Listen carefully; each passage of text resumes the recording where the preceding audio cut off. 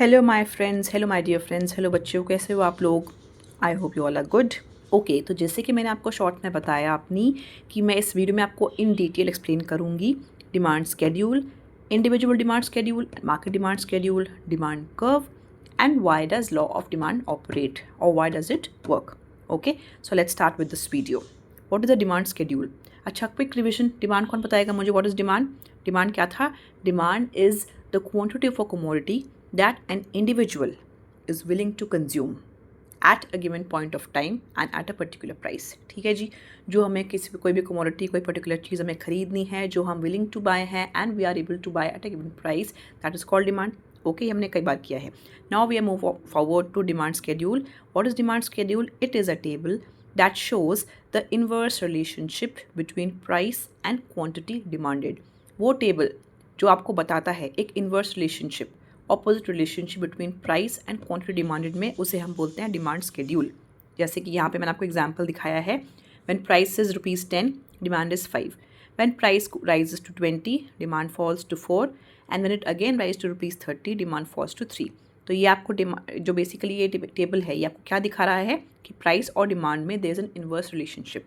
जब प्राइस बढ़ रही है, when price is rising, demand is falling.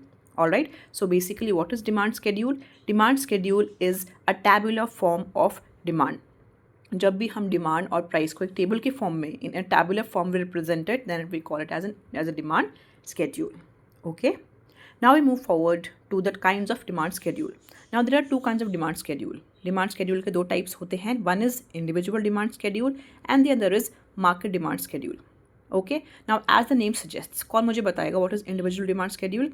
Demand schedule of one person, demand schedule of one individual is called as individual demand schedule, and when it comes to the demand schedule of all the people in the market, ठीक है, total demand of all consumers, then we call it as market demand schedule।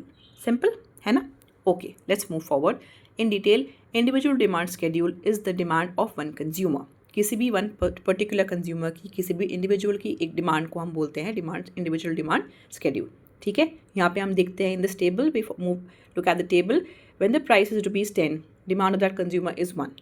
When the price falls down to 8, demand rises to 2 and when the price again falls to ₹6, demand moves forward to 3। तो जैसे जैसे price गिर रहा है, demand is increasing. When the prices are falling, demand is rising.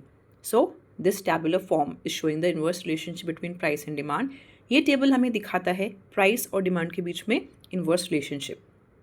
Now when there are many consumers in the market, तो हम सबका summation कर देंगे, हम सबका सम कर देंगे उन सबके डिमांड स्केड्यूल्स का, and we get the market demand schedule. When we add up the demands of all the consumers in the market, then we get the market demand schedule. ठीक है, जैसे यहाँ पे ये टेबल में दिखाया गया है। When the price is ₹10, the demand of consumer A is 1 and the demand of consumer B is 2। so the market demand is what? Demand of A plus demand of B, that is 1 plus 2 3।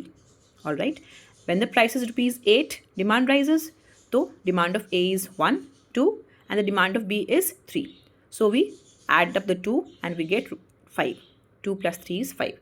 तो market demand को हम कैसे निकालते हैं? we add up the demands of all the consumers in the industry। here we add up 1 and 2, so total is 3, and then we add up 2 and 3 and total is 5। so the market demand is A plus B, that is the sum of demands of all the consumers in the industry। जब हम individuals, सारे individuals की demand को हम add कर देते हैं, then we get market demand. All right, clear हो गया? Great. Now we move forward to demand curve. What is demand curve? कुछ भी नहीं है, जब हम डिमांड स्केड्यूल को ग्राफिकली रिप्रेजेंट करते हैं, एक ग्राफिक फॉर्म में हम उसे ग्राफिकली रिप्रेजेंट करते हैं, that is on the graph.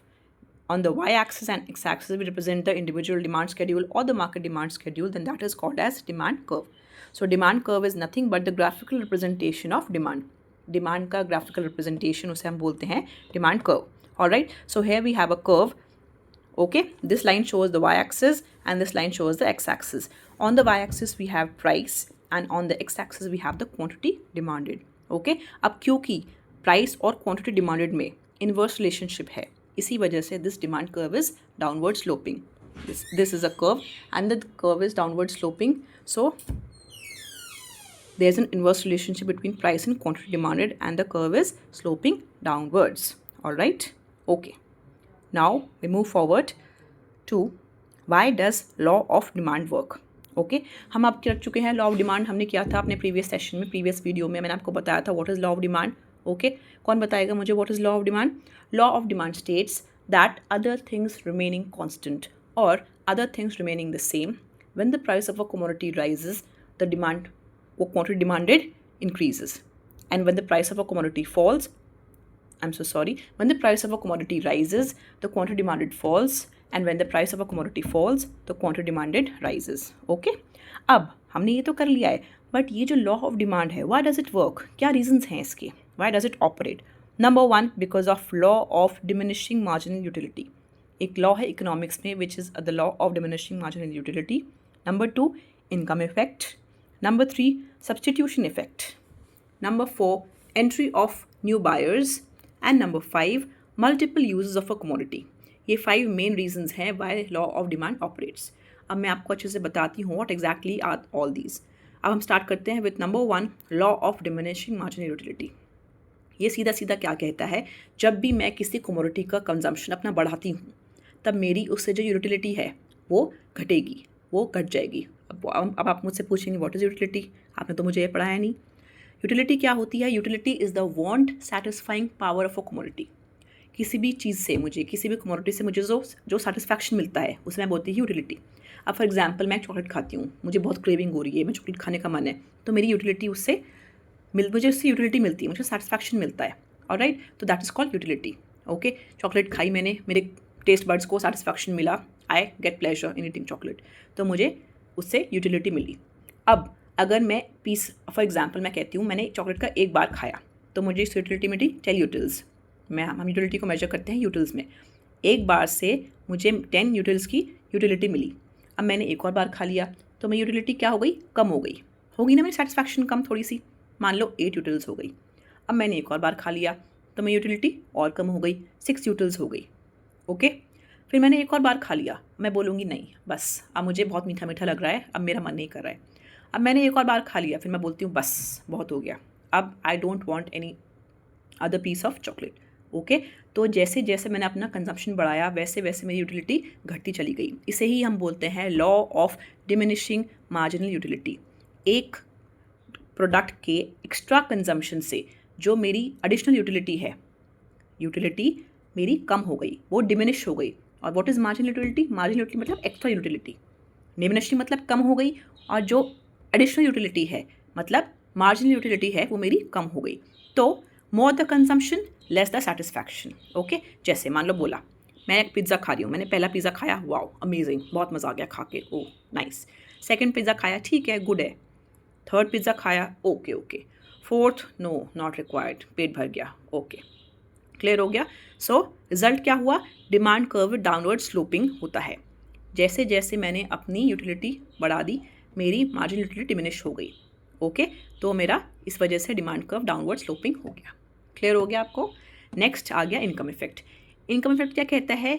जैसे ही किसी मान लो प्रोडक्ट की प्राइस घटी, किसी भी प्रोडक्ट की प्राइस कम हुई, when the price of a commodity falls then the real income of a person in terms of that commodity increases and this enhances the purchasing power. सीधा सीधा मैं आपको एक्सप्लेन करती हूँ। मान लो मैं किसी प्रोडक्ट में लेने गई, मान लो मैं लेती हूँ एक फ़ोन, पहले वो फ़ोन की प्राइस थी, it was in the market 20,000 INR, अब उसकी प्राइस फॉल हो गई टू 15,000 INR। तो मेरी जो रियल इनकम है, रियल इनकम मतलब income which is measured in terms of commodities, ठीक है, मतलब जिसे मैं परचेज कर सकती हूँ सामान, वो मेरी बढ़ गई है ना। पहले 20 था, 15 हुआ, प्राइस 20,000 से 15 हो गया। सो दैट मीन्स मेरी रियल इनकम, जिस इनकम से मैं परचेज कर सकती हूँ सामान, वो बढ़ गई ना, है ना। अब उसी प्राइस से मेरे को 5,000 रुपीज़ का प्रॉफिट हो गया, तो उसी प्रॉफिट से मैं और सामान ले सकती हूँ, ठीक है। तो मेरी real income in terms of that price decrease वो बढ़ गई, और इसी वजह से मेरी परचेजिंग पावर, जिस चीज़ से मैं अपना मतलब कि मैं सामान खरीद सकती हूँ, मेरी परचेजिंग पावर बढ़ गई। तो इसे हम बोलते हैं इनकम इफेक्ट। क्लियर हो गया? इस इनकम इफेक्ट की वजह से the law of demand operates and the demand curve is downward sloping. Clear? Next, substitution effect. मैंने आपको बताया था what substitution effect, what are substitute goods, मैंने आपको बताया था टी एंड कॉफ़ी, है ना, all these are substitute goods. When the price of one commodity increases then the demand of substitute goods increases. अब मैं कहती हूँ टी है, टी की प्राइस बढ़ गई, तो क्या मैं कॉफ़ी की कंजम्पशन अपनी घटाऊँगी? नहीं। अगर टी की प्राइस बढ़ गई तो मैं कॉफ़ी का कंजम्पशन अपना बढ़ा लूँगी। ठीक है, क्यों मैं अपना नुकसान करूँ और टी खरीद के? मैं कॉफ़ी पी सकती हूँ। इसी वजह से हमारा डिमांड कर्व डाउनवर्ड स्लोपिंग हो गया। Clear? Next, new buyers enter. When the price false the new buyers enter in the market. किसी भी, ये तो जनरल सा हमारा लॉ है, ठीक है। This is clearly well defined, this everybody knows that when the price of any commodity falls in the market then new entrants enter the market. ठीक है, न्यू बायर्स एंटर करते हैं मार्केट में। आपने टीवी पे किस चीज़ का एडवर्टाइजमेंट देखा, आप कहते हो कि सर्फ का एक पैकेट है, डिटर्जेंट है, Surf Excel, Ariel, whatever it is, let's say it was 100 rupees per kg. अब that the price of that commodity falls to rupees 50 per kg. तो अब जो people हैं, those people who were earlier not purchasing that particular detergent, they will also enter the market and they shall purchase that detergent. ठीक है, इसी वजह से हमारा क्या हो गया, law of demand operates. Clear? Next, multiple uses of a commodity. There are many commodities जिसके मल्टीपल यूजेस होते हैं। ठीक है, अगर हम बोले इलेक्ट्रिसिटी के there are so many uses. अगर इलेक्ट्रिसिटी की प्राइस बढ़ेगी तो we people will only utilise electricity for important purposes, for emergency things. ठीक है, अगर मैं बोलूँ आजकल आजकल का आप देख लीजिए, आपका scene due to that war, ongoing war, that this global crisis, ठीक है, जो ग्लोबल क्राइसिस चल रहा था उसकी वजह से LPG क्राइसिस बहुत हो गया इंडिया में। ठीक है, तो उस वजह से अभी recently what happened was that people were utilising LPG cylinders only for emergency purposes, only for important purpose, and they were not deliberately wasting it और they were not wasting it. ठीक है, तो जो LPG क्राइसिस हुआ था, जो shortage हुआ था सिलेंडर्स का और LPG का, उसकी वजह से लोगों ने गैस का ओनली इंपॉर्टेंट पर्पसेस को उसको यूटिलाइज़ किया, नॉट फॉर मतलब उसको वेस्ट नहीं किया है। तो इस वजह से क्या होता है हमारा, this is one thing, other factor कि हमारा law of demand operates. Clear हो गया? ऑल राइट, तो आज हम इस वीडियो को यहीं ख़त्म करते हैं। आई होप आपको ये समझ में आया है।